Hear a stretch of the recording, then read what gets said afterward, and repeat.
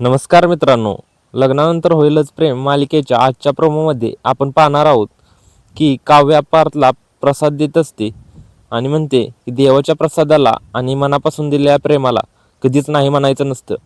आता पार्थ थोडा थांबतो आणि मग हात पुढे करतो. तेवढ्यात रम्याची एंट्री होते आणि रम्या काव्याला टोमणा मारते की धीराच्या हातचा पेढा खाऊन आता नवऱ्याला प्रसाद द्यायला आली आहेस का. तर आता काव्याला घराबाहेर जायला सांगते.